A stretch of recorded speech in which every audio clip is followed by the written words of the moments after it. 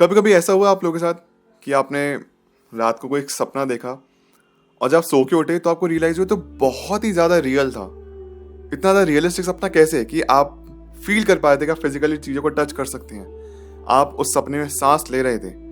हम कुछ अलग अलग डिफरेंट डिफरेंट टाइप्स के हम सपने देखते हैं। कभी जब सो के उठते हैं तो रियलाइज होता है कि हाँ सपना ही था और हम इसके बारे में ज़्यादा नहीं सोचते। लेकिन कभी कभी हम सो के उठते हैं एंड वो बहुत ज़्यादा रियलिस्टिक फील होता है कि एज इफ आप रियल में फिजिकल वर्ल्ड में 3D वर्ल्ड में उस चीज़ को जी के आए हैं। वो रियल में आपके साथ हुआ है या फिर आपके साथ ऐसा कभी होने वाले फ्यूचर में या फिर कोई एक ऐसी रियलिटी ऑल्टरनेट रियलिटी है जहाँ पे ऐसा आपके साथ हो रहा है। बहुत ज़्यादा रियलिस्टिक होते हैं लेकिन उनका एक्चुअली कभी कुछ मतलब निकलता नहीं है। तो यहाँ पे हम सपनों के बारे में आज डिस्कस करते हैं, ड्रीम्स एंड पैरेलल यूनिवर्स। मैं अपने एक बचपन की बात बताता हूँ, कुछ एक्सपीरियंसेस शेयर कर रहा हूँ। मेरे साथ एक बचपन में मैंने एक सपना देखा था कि if I am not wrong मैं सेकेंड या थर्ड में था और मेरा स्कूल था। उसके स्कूल के प्ले ग्राउंड में तो कोई चाकू मार देता है और मैं नीचे गिर जाता हूँ और मैं खून बह रहा है लेकिन मैं वेट कर रहा हूँ कि मर क्यों नहीं रहा मैं, और मुझे दर्द क्यों नहीं हो रहा है। बहुत ज़्यादा चीज़ें दिमाग में चली थी कि क्यों नहीं हो रहा, मैं पेन क्यों फील नहीं हो रहा, मैं चाकू निकाल भी लेता हूँ। फिर खड़ा हो जाता है। एंड ये एक्चुअली मुझे याद है सपना, क्योंकि कुछ ऐसे कुछ सपने आपको हमेशा के लिए याद रहते हैं। ये उन सपनों में से एक है। फिर कुछ टाइम के बाद मुझे पता चला कि एक्चुअली ये जो ड्रीम्स होते हैं ना, कि जब तक आपने रियल लाइफ में कुछ चीज़ वो प्लेजर या पेन या फील नहीं किया है तो आप सपनों में भी फील नहीं करेंगे। तो फिजिकल वर्ल्ड में आप क्या कर रहे हैं वो काफ़ी मैटर करता है, वो फीलिंग्स काफ़ी मैटर करती हैं उस ऑल्टरनेट वर्ल्ड या फिर उस ड्रीम वर्ल्ड में आपके लिए। तो अगर आपने फिजिकल वर्ल्ड में वो पेन फील नहीं किया है तो आप शायद वो ड्रीम्स में भी वो पेन फील नहीं कर पाएंगे। अगर हम साइंटिफिक टर्म से बात की जाए कि न्यूरोलॉजिकली हमें सपने क्यों आते हैं, इनका मतलब क्या है, तो बेसिकली ये रीजन है इसके पीछे REM यानी कि रैपिड आई मूवमेंट का। एंड ये एक्चुअली एक एक्सेलरेशन सिंथेसिस हाइपोथेसिस पे बेस्ड है, जो कि ये आइडिया प्रपोज करता है कि सोते हुए जब हमारी बॉडी एकदम रेस्ट मोड पे हम सो रहे हैं एंड फिजिकली मूव नहीं कर रहे हैं तो रैपिड आई मूवमेंट चल रही है, हमारी आंखें चल रही है उस टाइम पे, ठीक है, लेफ्ट राइट वगैरह चल रही है और multiple signals multiple neurons randomly हमारे ब्रेन्स के गुजर रहे हैं। ऑफ कोर्स वो तो हमेशा होते रहते हैं, लेकिन अब फिजिकल वर्ल्ड में हमारी कॉन्शियसनेस से हम देख पा रहे हैं तो हम जान पाते हैं क्या सही है क्या गलत है। क्योंकि कई बार ऐसा भी होता है ना कि हम डे ड्रीमिंग कर रहे हैं, हम क्लास में ध्यान देते थे किसी और चीज में चल खो जाते हैं, तो वो भी उसका काइंड ऑफ पार्ट है। तो हमारा ब्रेन है वो अटेम्प्ट करता है इंटरप्रेट करने के लिए रैंडम न्यूरॉन्स को या फिर न्यूरॉन सिग्नल्स को जो उस टाइम पे आ रहे हैं। इसकी वजह से हमको शायद ड्रीम दिखते हैं। यहाँ पे एक और फ्रेमवर्क, एक और थ्योरी है जो कहते हैं थ्रेट सिमुलेशन थ्योरी। इसका मतलब ये है कि हमारी बॉडी या फिर हमारा ब्रेन सबकॉन्शियसली या फिर अनकॉन्शियसली हमको प्रिपेयर कर रहा है कि फ्यूचर में इस टाइप का कोई सिचुएशन क्रिएट होती है, ऐसा खतरा आता है, आप क्या करेंगे। जैसे अक्सर आप लोगों के साथ भी कुछ सपना देखा होगा कि आपने नीचे गिर गए हैं, कहीं से गिर रहे हैं और सडनली आप उठ जाते हैं ना, थ्रेट महसूस करते हैं। लाइफ के ऊपर जब भी थ्रेट आता है तो आपका ब्रेन आपको प्रिपेयर कर रहा है उन सिचुएशन में। अच्छा, ये भी मैंने कहीं पे पढ़ा था कि आप सपना देख रहे हैं, आप सोच रहे हैं या फिर रियल में देख रहे हैं, ब्रेन कंफ्यूज हो जाता है। बट आई डोंट थिंक ऐसा होता होगा। आई डोंट नो ये इसमें कितना सच है कि अगर हम सोच रहे हैं, अगर हम सोच भी रहे हैं तो ब्रेन हमको लगता है कि वो रियल में वैसा हो रहा है। हम जो रियल लाइफ में देख रहे हैं वो तो ऑफकोर्स है ही है, लेकिन सोचने वाला कितना रियल है I am not sure about that part. But anyway thing is कि ब्रेन हमारा हमको प्रिपेयर कर रहा है फ्यूचर वाले खतरे के लिए कि ऐसा हो सकता है।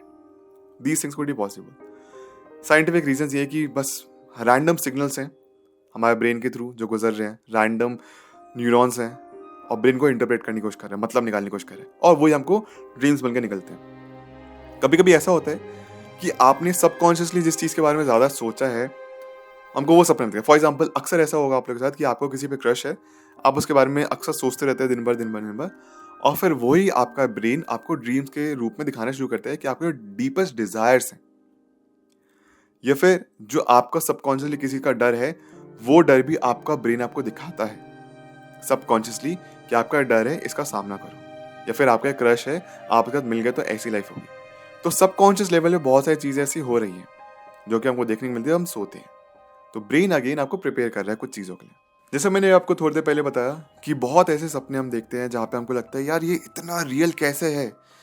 मैं किसी इंसान से मिला, मुझे दिख रहा है फिजिकली मेरे सामने प्रेजेंट है, 3D वर्ल्ड में जी रहा हूँ मैं आसपास की चीज़ महसूस कर पा रहा हूँ, रियल फील आ, हवा चली तो हवा भी फील करिए।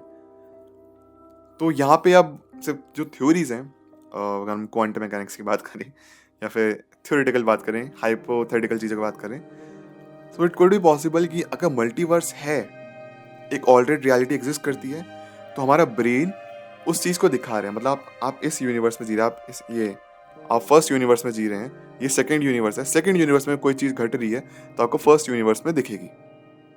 ओके, फर्स्ट यूनिवर्स में जो हो रहा है वो सेकंड यूनिवर्स में आपके एक वर्जन को, ऑल्टरनेट वर्जन को दिखाई देगा।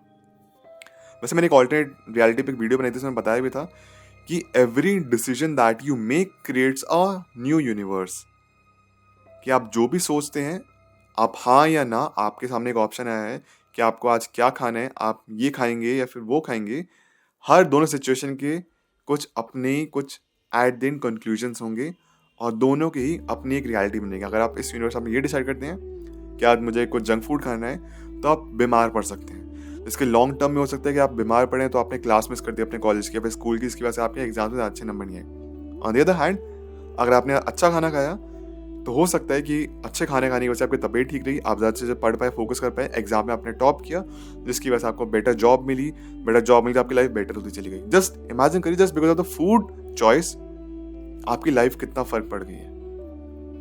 इसका थोड़ा रोल यहाँ पे बटरफ्लाई इफेक्ट का भी होता है। तो ड्रीम आपको ये दिखा रहे हैं कि अगर had you gone with this particular choice तो ये चीज़ हो सकती थी, और मे बी एक ऑल्टरनेट यूनिवर्स में जहाँ पे आपने दूसरी चीज़ चूज करी है, उसका आपको रियलिटी दिखा रहे हैं कि ऐसा हुआ है। अब इसके साथ साथ ऐसा भी होता है कि कुछ लोग तो ऐसे ल्यूसिड ड्रीमिंग करते हैं जिसमें आप ड्रीम्स को कंट्रोल कर सकते हैं, जहाँ पे आप ड्रीम को समझ जाते हैं कि ये सपना देख रहा हूँ, उनका कॉन्शियसनेस उस चीज़ में एक्टिव रहता है and they explore their fantasies and go live, या फिर उनको जीने की कोशिश करते हैं उस सपने में। फॉर एग्जाम्पल, अक्सर लोगों का जो सपना है वो ये कि उड़ के देखना, हमको सुपरमैन की तरह हमको हवा में उड़ना है, how do it feel like. बहुत लोगों का सपना ये है, उनका ड्रीम ये है कि अगर मैं ल्यूसिड ड्रीम कर पाता हूँ तो मुझे उड़ना है, मेरा मन है उड़ के देखने का कैसा फील लगता है। ये हो गया। फिर अपनी वाइल्डेस्ट फैंटेसीज लोग पूरी करने की कोशिश करते हैं, बहुत चीज़ें। शायद कुछ लोग होंगे, फर्स्ट ऑफ ऑल उस कॉन्शियसनेस तक पहुंचना सपने के अंदर बहुत डिफिकल्ट है, जहाँ पे आपको रियलाइज हो रहा है कि सपना है। ये बहुत डिफिकल्ट है, बहुत बहुत कम हो पाता है, वंस इन अ वाइल का भी होगा आपसे, और अगर हो भी गया तो हम लोग उसमें टाइम वेस्ट ही करते हैं। शायद कुछ लोग होंगे कि उस ड्रीम वर्ल्ड को एक्सप्लोर करने की कोशिश करेंगे कि उसमें है क्या, उसकी बाउंड्रीज कहाँ तक हैं, जैसे इंसेप्शन फिल्म में दिखाया था।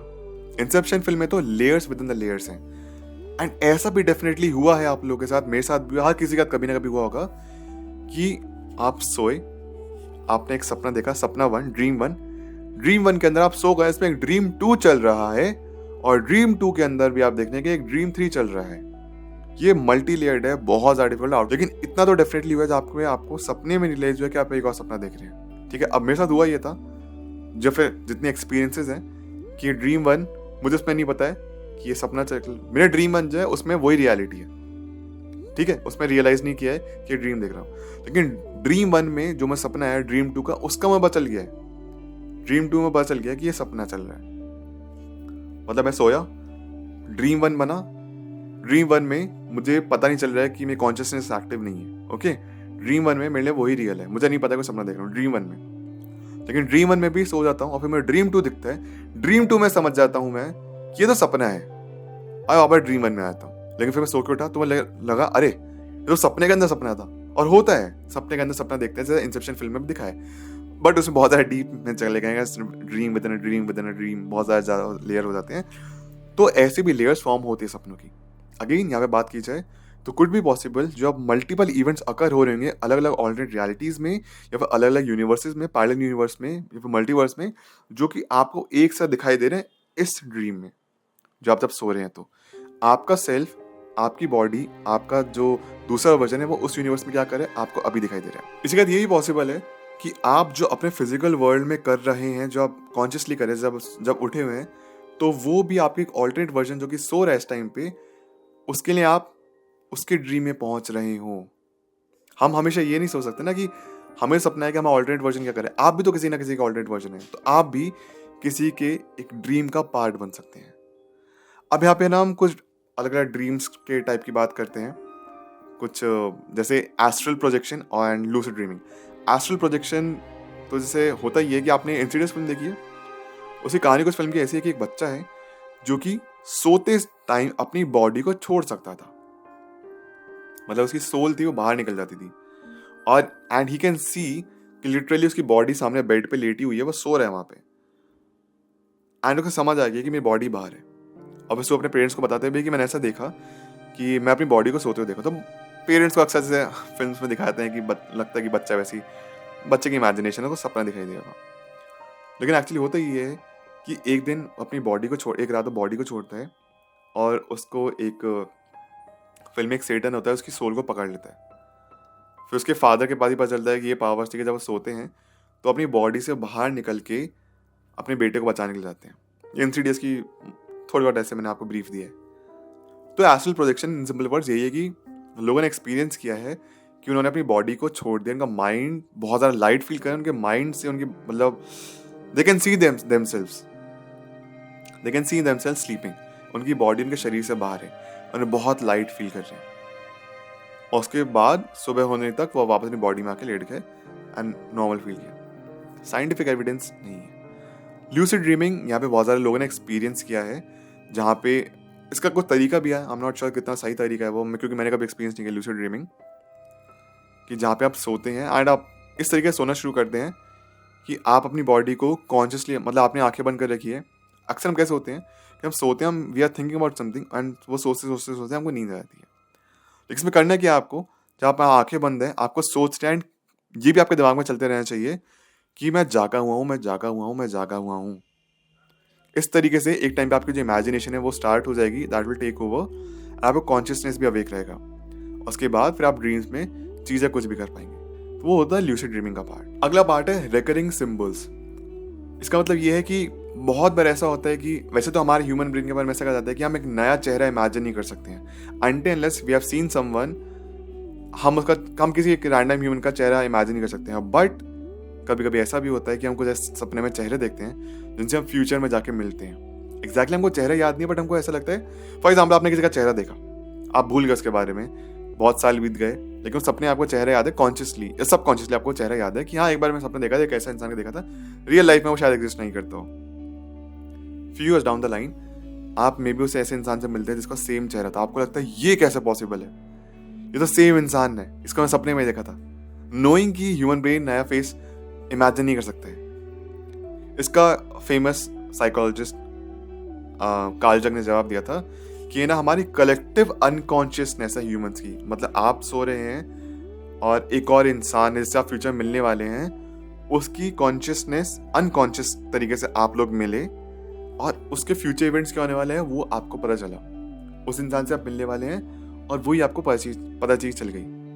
ठीक है, ये डेजवू से थोड़ा डिफरेंट है क्योंकि यहाँ पे फोकस किया जा रहा है एक पर्टिकुलर फेस पे, because we all humans are linked with a collective unconsciousness.